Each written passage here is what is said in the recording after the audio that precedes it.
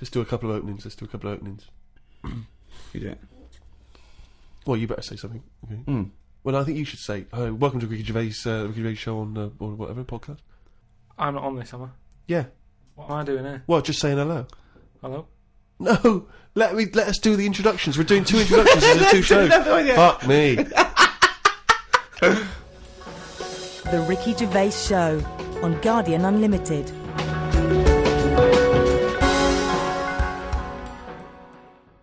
Right, welcome again to the Ricky Gervais Show on this Guardian podcast with me, Ricky Gervais, Steve Merchant, and Hello of course, hello there. Thanks. And of course, our producer Carl Pilkington. Right. Carl, can I ask you a question? Go on. I know this is what a lot of the fans are already wondering. Is there going to be some monkey news today? There's got to be. Of course there is. Yeah? Yeah. That's All right. a question. Well, I don't want... I'm worried because maybe this will steal your thunder. But Sarah Greer has emailed this in, once again, emailed to podcast@rickygervais.com. Chimp mauling under investigation. I know you're concerned, because this actually fuses 2 of our greatest features, Monkey News and Knob News, into one seamless whole. Oh. Investigators said they are trying to figure out how 2 chimpanzees that viciously attacked a visitor at an animal sanctuary escaped from their cage. This is the grim bit. The chimps chewed off a man's nose and severely mauled his genitals and limbs. Why did they go for his genitals? Both of them did as well. Eh? Both of them. Did you say 2 chimps? No, you're right, yeah, it was chimpanzees too. Yeah, I don't know if See, both which of them one went, did it? they just saw that they're dangling away and they You just go went, for the nose? Yeah. I go for his bollocks. And Now, then what accent have they got there? I those don't chimps? know. Were they kind of New York gangster chimps? They're like soprano chimps. what happened to him anyway? What happened to what? The 2 guilty monkeys. Well, unfortunately, they were shot dead by the authorities. You see, that annoys me a bit. I know, but again... What are you talking about? They're attacking people's gonads! I know, but they were happy in an African jungle a couple of years ago. That's what they do, isn't it? That is what they do. That's what animals do. Animals fight. Do you remember when that bloke... So what are you supposed to do? You're supposed to let them just wander off into the I don't know, into the local mall and maybe savage some young children? Or a bucket with a face paint on it? No, all I'm saying is, you don't shoot them for doing what's natural to them. They Yes, didn't you want do. Why? If anything attacks anyone's balls... No, and but why- bollocks, you attack them. No, maybe they were shot during it. That you're allowed to shoot something that's doing something. But if were they executed or were they shot in the attack? No, it says he shot them. Well, he shot them to death. I'm assuming he shot them to death as they were legging it off. But why aren't they just sort of tranquilised? Where was Why this? have Was I this in been a zoo? accused like it was my fault just because I happen to be reading? Sarah Greer, who emailed it in, is the one who should be getting a bollocking. It just annoys me how one way it's kind of like, you know, we're trying to save the pandas, and then the next day someone's shooting them or whatever. I know it's not a panda, but all I'm saying is it's double therefore, the standards. whole argument falls apart. But go on. No, but what I'm saying is, what would happen? I've talked about this before about St. George killed the last dragon, right? No, it didn't exist. It's the same thing though. No, there's never been any dragons. No. It's a mythical creature. Well, you don't By know mythical, that. it means we made this up, like the unicorn. I don't even. What was your point about the dragon? What's that got to do with Because this? I'm saying how, like, why is it alright to be going around going mental with a gun, shooting all the monkeys and killing them? Because one day we're going to run out. What are you talking about? How have you extrapolated from this one incident of a couple of testy, happy That's what monkeys? I'm saying. That's what I'm saying. One incident. They only did it once. And they've got a bullet But they're in not their head. shooting around and making them extinct, are they? If they carry on like that, they will. But Well, it's up to the monkeys to stop attacking people's private parts. It's But that's that's what what give and take here. No, I'm come sorry. on. That monkey doesn't know why it's in a cage. It's not going, oh, this is for my own good. It's like, even if it's animal husbandry, they're not sitting there going, well, I'll tell you what, let's stay here because it's, you know, they're trying to do a nice little breeding program here, or we could get out and do what we do best: run amok, eat some bollocks, right, and have a good time. Right? They don't know what they're doing. They don't. And Carl's right. The poor little bastards get a bullet in the head. For what? And I'm saying, if they're attacking a human, shoot them to stop them. That's fine, okay. But if they're running away and they're, you know, don't shoot them in the back like a coward. This was an animal sanctuary, though. So presumably they had quite a cushy time there, because most of the ones I've visited, they've always got it easy. They're But hanging you around don't- on tyres, they got comfy chairs, they're wanking, they're going berserk, they're loving it. So you know, you say that I think I don't know. I just think there was something nasty. There was something a bit warped in these monkeys. I mean, But hang on a minute. You've just answered your own question there. You said they're in a sanctuary, so they haven't had a good upbringing. So they're going to be a bit more like madder than other monkeys, aren't they? Because that's where the ill ones go, isn't it? Sorry, what do you understand by sanctuary? Well, I've been to one for seals. It's not like a borstal. Yeah, exactly. He thinks it's a borstal. It's like scum. Like they did some bad stuff in the jungle, and they had a little monkey court, and they went send him to borstal. So, well, what is it then? No, it's a monkey sanctuary where it like a haven. Well, it's not a haven, is it? It's got a bullet in the head. The Ricky Gervais Show on Guardian Unlimited. Talking of eating knobs, Yeah. Gilly Goulden. Now What's she been up to? Well, you saw her in I'm a Celebrity, Get Me Out of Here. I haven't been watching it. She popped a little kangaroo knob in the mouth, chewed it up. What, she just found it? Did she line around? No, it was one of the things that she had to Oh, it was eat. one of the challenges. Carol Thatcher, you know, a daughter of one of our leaders. Sure. She popped a couple of bollocks in the mouth, Oh. chewed them up, swallowed them. Oh. And Gilly Goulden, there was a kangaroo penis there, dried. She couldn't even get. It was so tough, she couldn't even get through it. And then she, eventually, she eats What was it, like a pepperoni? Yeah, and she. What do you think of that, Carl? What, eating that sort of stuff? Yeah, I watch it. I like those little trial bits, right? yeah. But what I don't think people realise is, right, it is hard eating a little kangaroo knob. Right? Really? How do you know? No, it's just, you think about it and you go, oh, I couldn't do that, right? But what they never mention on the TV programme, which I think takes it to the next level, right, they're eating that at like 7:30 in the morning. Sure. Right. Which for is breakfast. worse, innit?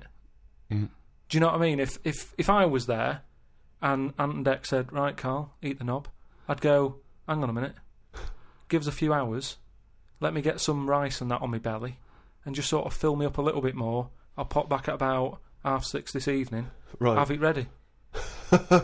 And I'd be happier then. It's just that thing of, You you've just been don't, at- you don't want to eat. You don't eat animal genitals on an empty stomach. So what are you saying? You could I'm saying like I could eat a knob at night, but just cut that there. We'll loop that. If any DJs are listening, No. just take that quote. I could eat a knob at night by Carl Pilkington. Maybe do a dance remix. Yeah, With just I that- think maybe you're sort of a house producer, and you could maybe get some kind of high energy beat going, and then we could just send that out to some of the gay clubs. I'm sure Yeah. it'd be really popular. Please, anyone send us, that looped with a nice little, funky house beat. Carl Pilkington saying I could eat a knob at night. no, but That's do go you on. know what I mean though? By that. Not really. Well, okay then, right. Okay. Now, I couldn't do it. I could not do it. I couldn't pop a kangaroo testicle in my mouth and chew it. It was disgusting to watch. She was eating witchetty grubs. Good on them because they were doing it. But then again, I think, well, they wanted to go in there. They knew they were up for it. So on the one hand, I think, is that admirable and is that showing sort of like good British metal, or is it, I'll do anything to get on telly for a week? I don't know. You know what I mean? I don't. Where does it stop? I thought Rebecca Lewis went too far when she gave the little pig a tug, but at least she knew where to stop. Yeah. She didn't, well, I Gilly think it's Gould- obvious when you have to stop. yeah, but The pig tells you that. to pop the can. Also, again, where's the kangaroo hopping around without a cock? I'll tell you, here's another question, right? Bit of a spin-off with animals and that. Have you ever, right, Steve, killed a fly? Probably, yes. Right? Well, I was watching David Attenborough, right? He makes his money out of flies and that, doesn't he? Do you think he's ever killed one, or does he go, well, I can't kill that fly or that spider, because that's how I make my money? I don't know what the question is. I don't know what this question is. Like my mum, right, she said if a fly is knocking about the house, she never kills it, she always catches it and puts it out and that, and she said she'd never kill Who is one. she, Mr. Miyagi? What do you mean she catches it? How does she catch With a it? pair of chopsticks. No, she...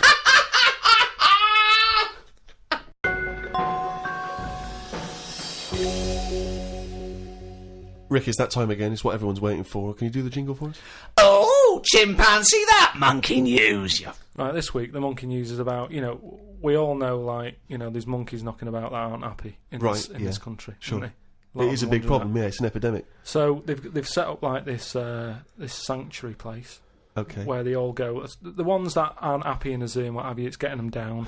They can phone a number and they'll come and pick them up. Pop them in this house place, right? And basically, they can run riot in there. Yeah. They get freedom to sort of cheer themselves up. It's like, don't have a go at them. If they want to do such a thing, let them have a go and what have you, right? Yeah. there's 3 people running this place, right?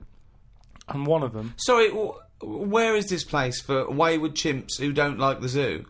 What are you talking about? A house where they can do what they want? I'm not sure where it is. That's a surprise. Go on. But there's this place anyway. It doesn't matter where it is, does it? At the end of the day, I'm just telling you what the problem is. We haven't got to the problem bit yet. Go on. I'm just building up to it, right?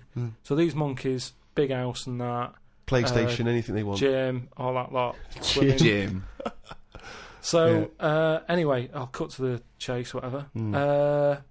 One of them wanted to mess about with the woman's breasts. Right? Which woman's breasts? The woman who works there. Right. Right.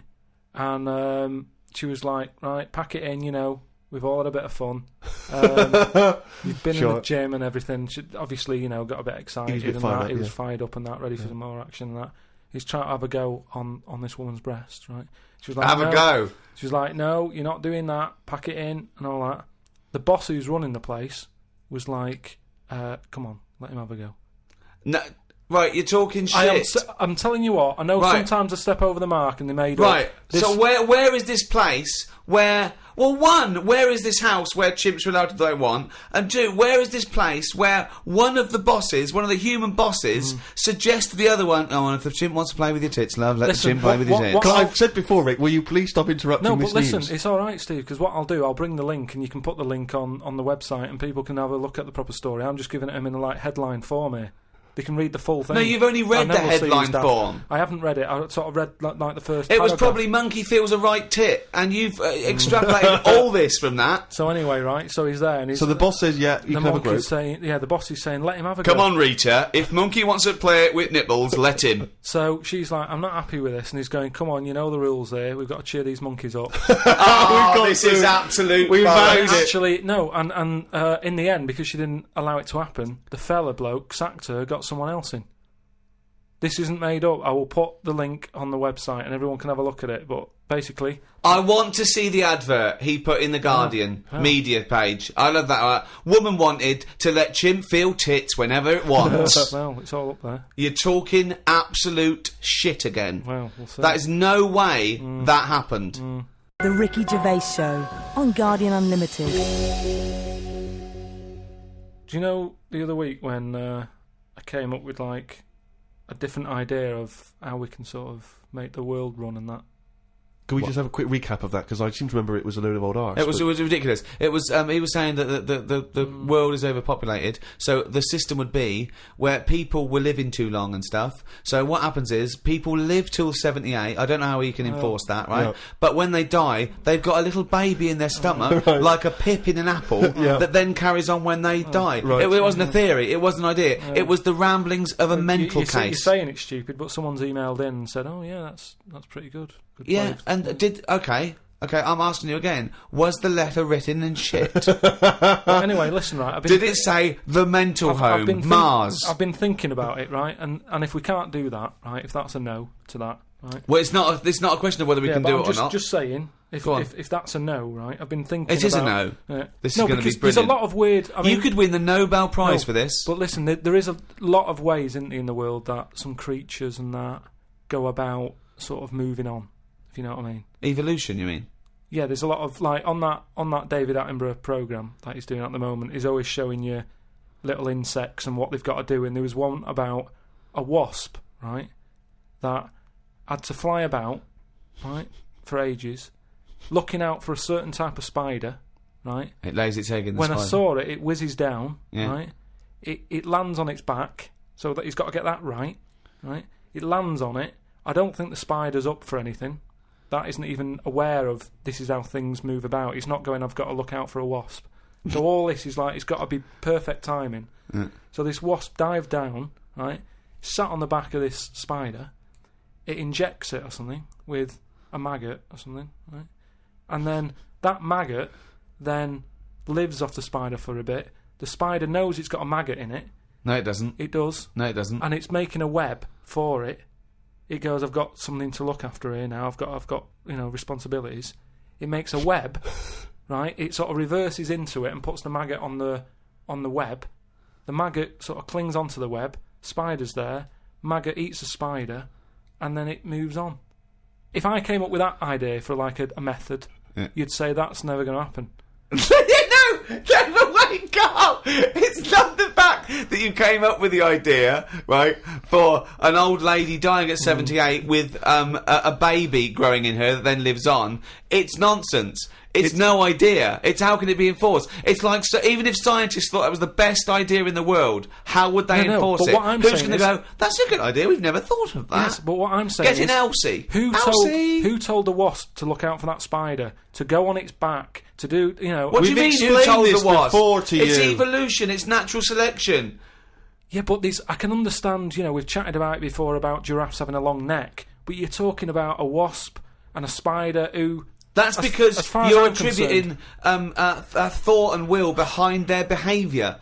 Behaviour in humans is linked with a free will. Yeah, but most of what we do, say like how we have a kid at the moment, you don't just jump on the back of a woman and go, there you go, love, and then a baby pops out. You do if you come from Bristol.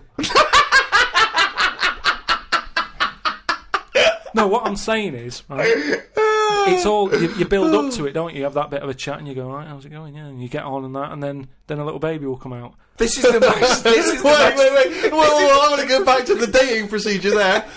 You have a chat, you go, alright, and then a little baby comes out. That's extraordinary. This is amazing. No, I'm Man sorry. alive. This I'll is tell you- incredible. I tell you, This- two-bit radio's gain was secondary school's loss. It really No, what was. I'm saying is... This is my first Pilgrim book. Wow. Unbelievable. What I mean is, we all get on. What I'm saying is, at what point is a wasp ever going to have a chat with a spider or meet up with it? I don't even understand where we are now in this conversation. At what point is a wasp going to ever have a chat with a spider? What world do you live in? What's in your head? No, but- I can't believe it. Carl, what point is a wasp ever going to have a chat with a spider? So in some kind of weird insect nightclub, these wasps and these maggots are meeting, they're getting on. Is that how you're imagining but it? that's what I'm saying to you. What No, are the but- odds on that actually happening? Listen. You're thinking because behaviour in lower forms of life is purely chemical. It's purely, it bypasses any form of consciousness. Right? There's a parasite. That's like a flatworm, a platyhelminth, or it might be a nematode. It's some sort of invertebrate. off. Yeah. That it lays its egg. The beginning of its cycle is in a stickleback. Okay, and it literally has to change the stickleback's behaviour. Okay, because it has to get into a warm-blooded animal to complete its cycle. So what it does is, this parasite makes the stickleback not flee from the shadow of a heron. So it makes the stickleback get eaten, right? So it then is in the belly of a warm-blooded animal and it can complete its life cycle. But at no point is the nematode or the platyhelminth, whatever it is, going, slow down, there's a heron coming, stay here, stay here, stay here. And the stickleback going, why? I don't want to stay, there's a heron. There's no conversation. It's not they get together and go, listen, I've got something that might be mutually beneficial to both of us. I need to get into a heron. You like to be eaten by a heron? No, I don't. Where's this conversation Yes, with a wasp? you do. It's got Jedi Yes, powers. you do. No, all I'm saying is, you know, the idea that I came up with, you're sort of saying that's a crazy Can I just, not sorry, an before idea, you it's carry on, not can I an just say, idea. how many times have we heard all I'm saying is, and then Yeah. such a stream of nonsense Yeah. that it's blown our minds? No, but that's all I'm saying. That, you know, what you've just explained there with the heron having to knock about and for a flea to be sat in the shade and that. Now see that is incredible. That translation of what I said is that sums it up for me. Yeah. He sees the headline, he reads a book. It then goes through this weird filtering system with, I imagine the music in his head is boop, beep, boom, ba, discordant piano. I think the noise in Carl's head is like a fax machine, if you've ever got that at full volume. I think it's like a Czechoslovakian cartoon from 1963. Yeah. You know what I mean? Like noises like woks being hit, Yeah. and pianos anyway. just being hit by elbow. He's the only person you can give him a body of information, and he strips away the facts. But the way he said that, I talked about clearly talked about some sort of parasite in a stickleback that makes its behaviour change so it doesn't flee the heron's shadow. He said, so there's an heron with a flea who doesn't like the shade. How did it come out? I mean, It doesn't matter, forget that, right? But what's anyway, your theory? What's your theory? What I'm saying is, I've come up with something else that I want to run by you then. Go on right? then. So you've sort of boo-booed the idea. Boo-booed. We've boo-booed it. We have boo-booed it. He shows a completely different bear. It was originally Poo-Poo the bear, but now it's Boo-Boo the bear. Brilliant. So you've said no to, the old woman having a kid, right, Yeah. before she dies. What about if we do it the other way, right? Ah. Go on. Somehow, I don't know how A yet. kid has an old lady? That's what it's going to be, isn't it? A child gives birth to an old man. No. Right. What I'm saying is, right, Go on. work the other way round. Come on then. So if somehow we can inject something in like a body that's just died, right? Listen to this. Imagine this is notes. So- when he hands it into the Nobel people, Yeah. and they go, if there's a way that we can inject something, and they go, well, what? Well, I don't know the chemical formula, but something HO2. Right. So anyway, so you inject it in the temple. He's narrowed it down to the temple. Well, that's Fine. right. Yes, we inject something. So you inject it in. What are you? Who are you injecting? This old woman who's she's been ill and that, she died. So she's dead. So Yeah, we're bringing old people back to life. Okay, fine. That's step one. We just got to sort that out first. But fine, we'll crack that. Go on, next. So we brought people back from the dead. Fine. Yeah, but And this is a way of controlling population. Remember, they can't be having it away and having kids. This is just the way we're going to Okay, work so from now. there's an old lady. So we start now. We start now as the world is now. So what happens? Right. So you get like an old woman. Who's dead? Yeah. Yep. Inject her and that. Inject her. And then what happens is she sort of wakes up. Amazing. Right. And she works the other way. So like she might be 77. Yep. And then she'll have a birthday. She's 76, and she's working that way. Right. If you know what I mean. Okay. Are you with me? No, keep it. Because the thing is, you've got. No I'm idea. really scared. Yeah. I'm really scared. This is the maddest thing you've ever said. Yeah. This is madder than the old lady with the pip like an apple in her belly. It sort of did work. This is No, it didn't work. It worked in your head. It's like a dream that you wake up and go, oh, I've got a great theory. And This it's is like, this is it. Let me just tell you the Go on then. ending, because the endings works out a bit better. go on. What I'm saying is, when you die at the age of 78. 9 months, What? at the age of 9 months, because that's when you come out. What do you mean when you die at the age of You're nine? not scared of dying because you're now a baby, so you don't know what's going on anyway. So there's no fear. So you've missed out a bit here. So this woman, literally gets younger and younger? I think Yeah. when she's in her 20s, she's in her old age, Rick. Yeah, but it doesn't matter because that's the fun part of your life, isn't it? When you're 20 and you've got all your energy and that. So before you die, you're actually having a good life rather than it being the other way around. But does she do different stuff than she did on the way up? Because she's already lived 78 years, hasn't she? Don't forget. She was a baby once, and she grew to 78 years. Yeah, then someone stuck a needle in her head and said, right, back you go. No, but forget all that bit. Forget all that bit. How do we forget that bit? What I'm saying So is... she died and she doesn't remember all her... This is a new life, is it? Let me just leave you with this. Right, you're talking shit. Explain yourself. What I'm saying is, old people are scared of dying. When they're 77, they're going, oh, what's going to happen to me? Little injection in the head. When it's a baby, when it's like 1, and everybody around it's going, yeah, it's going to die soon and that. Baby hasn't got a clue. It's happy. It's playing about with its rattle or whatever. So it loses not all scared. its... So it loses all its memories. That's it. And then what happens? So when does it die? When it gets to 0? When it's 0 days old, it goes Yeah, through. it just dies. People know it's almost like a countdown. So the family's aware of it. But aren't the family getting younger as well? What's happened to the family? Forget I it don't- then. We'll leave it as it is. No, leave it as it is, shall we? Shall we? Can we all agree on that, guys? Now, should we agree to leave it as it is? Is that all right? Because I don't want to hear any more from the diaries of Charles Manson. No, it's. I mean, you're a fucking maniac. If you're a maniac and you'd like to get in touch, then please email us at podcast@rickygervais.com.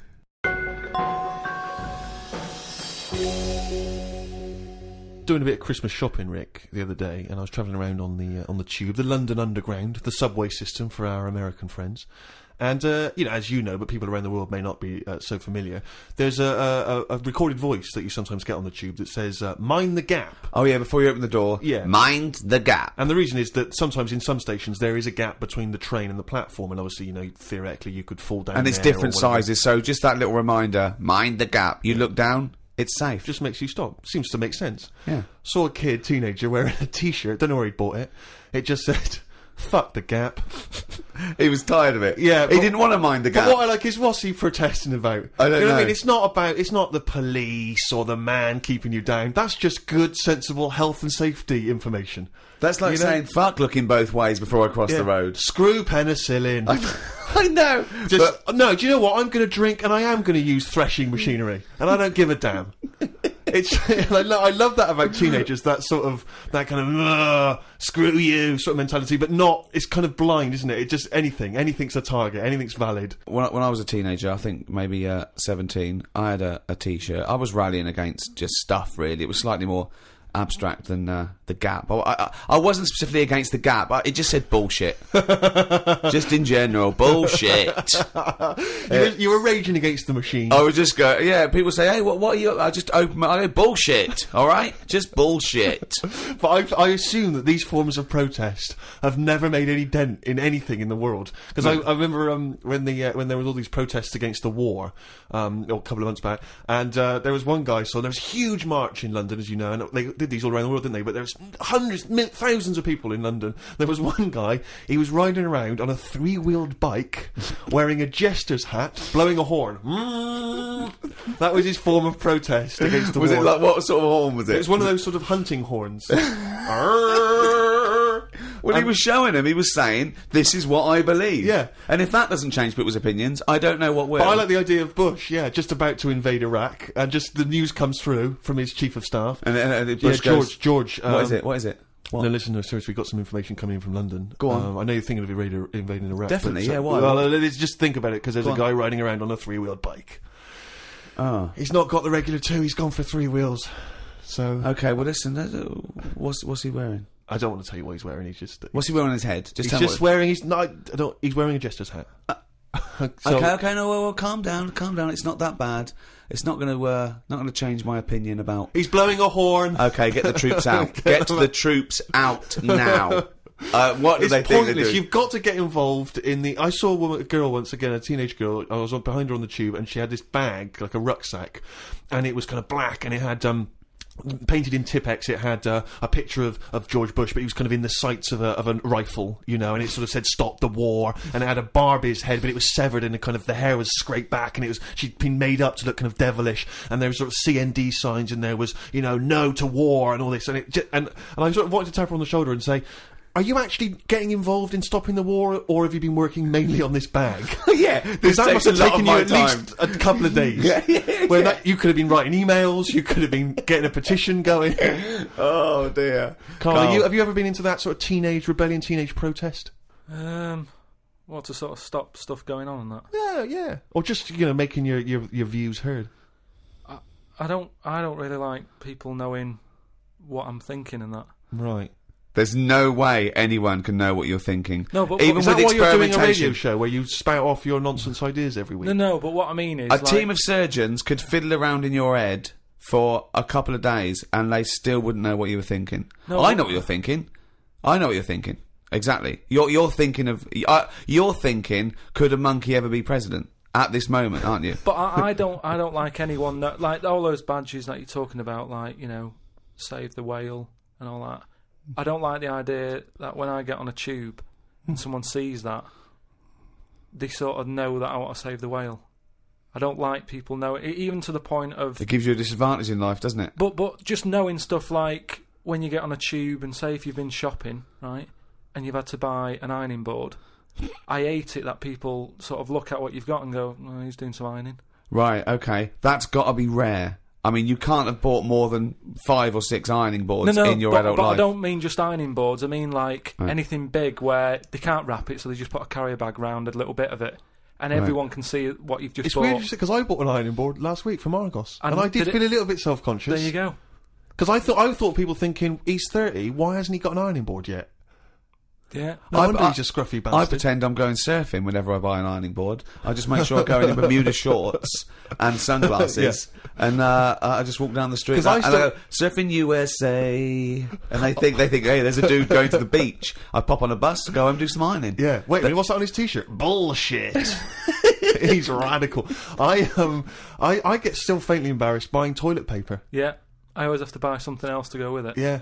I don't like, because if you just buy that on its own, if you buy it on its own, it's obvious that you're dying for one, and it's like, I haven't got any in. Yeah. Whereas if you just chuck it in with a pot noodle, it's like, well, he's eating and he's thinking about later. Whatever. But if you buy it on its own, you know that you've got none in the house and you've just rushed across the street to get some. Because especially if you're still in your slippers.